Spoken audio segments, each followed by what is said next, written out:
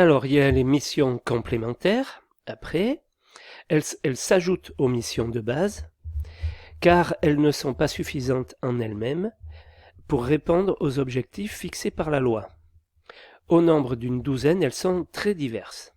À titre d'exemple, on peut citer la mission PS, sécurité des personnes en cas de séisme, P1, solidité des éléments d'équipement dissociables de la structure, F, défaut de fonctionnement des installations, etc.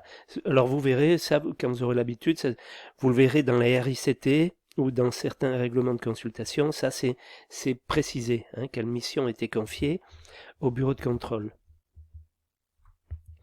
Missions composées, les plus usuelles comprennent les missions L et ou S, auxquelles sont ajoutées une ou plusieurs missions complémentaires, afin de répondre aux exigences légales et à celles de l'opération.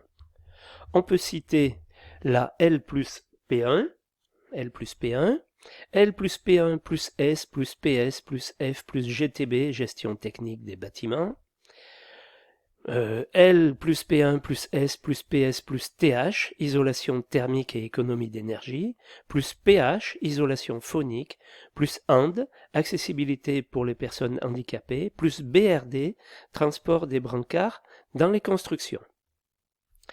Alors, acte accompli par le contrôleur technique. Acte technique, il s'agit d'un examen critique lors de la conception, des études d'exécution, et de la réalisation des ouvrages, par la vérification des plans, des documents, des certificats des produits, des procès-verbaux des essais, le suivi des travaux exécutés, etc. Acte d'information, leur objet est de rendre compte au maître d'ouvrage de la mission confiée par un rapport initial sur les études de conception avant la consultation des entreprises, un rapport final récapitulant toutes les observations relatives à l'opération et qui doit être remis avant la réception. Le rapport initial, c'est le fameux RICT. Voilà, rapport initial de contrôle technique.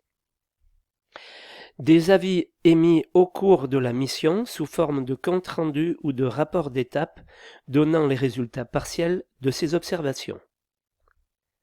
Conditions contractuelles d'exécution de la mission. Donc, phase de la mission. Elles sont définies dans la liste donnée à l'article 11 et en annexe B du CCTG contrôle technique. Examen des documents de conception.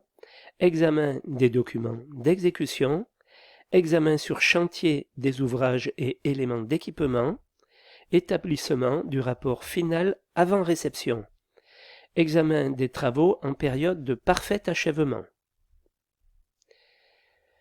Bien que le CCTG contrôle technique apporte une clarification du contenu de la mission, il est nécessaire de le compléter par les informations suivantes afin de l'adapter au contexte de l'opération. Nature des actes complémentaires et précision sur certaines indications, bien que le contrôleur soit seul juge.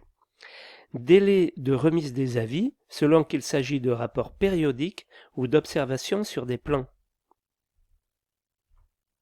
Modalité de diffusion des observations suivant leur nature, pénalité de retard sur les dates de remise, participation à des réunions de façon obligatoire ou facultative suivant leur importance, organigramme de circulation des documents impliquant les autres intervenants. Les délais de contrat doivent être cohérents avec ceux imposés au maître d'ouvrage par son assureur de dommages ouvrages au titre de l'annexe de l'article du Code des assurances.